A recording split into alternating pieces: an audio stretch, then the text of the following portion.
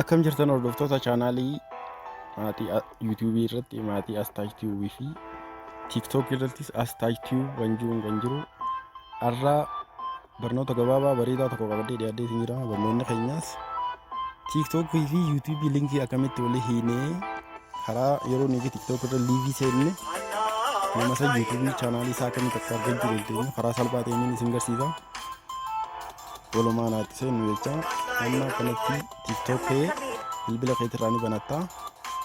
Erga TikTok bilbila keetirraa banatteen boodatti TikTok akkaawuntiin kee irra banamee jiru erga banatteen boodatti kanatti dhufuudhaan iddoo profile jettu kana iddoo gama harka mirgaa irratti profile iddoo jettu irra tuquudhaan akkanatti sii dhufaa linkii YouTube iddoon irra hiitu iddoo gama profile picturein kee jiru kana jalatti edit profile iddoo jiru kana irratti tuquudhaan akkana sii dhufaa. Erga kana tuuteen booda isa kana kan ol harkisuudhaan name username jee kan jira gama dhumarra gad bu'uudhaan YouTube jee jira yoo hin jiraanne gama harka mirgaa dhufuudhaan add YouTube jee jira ifiifuu irra kilik godhuudhaan akkana sii dhufu.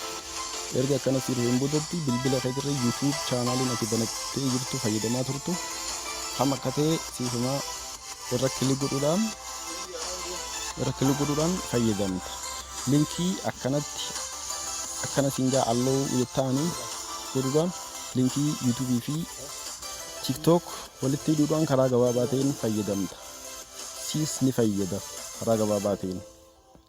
Abbaan barbaadee dhufee akkanatti amma kana YouTube fi TikTok wal hidhamee jira. Karaa gabaabaa ta'een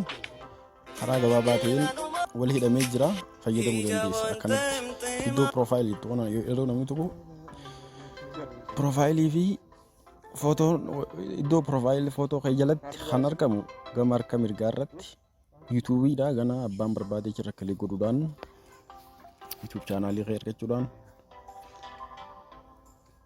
irratti subscribe maatii si godhuu danda'a jechuudha. Kana har'aaf barnoonni keenya kanuma galatoomaan isiniin jedha.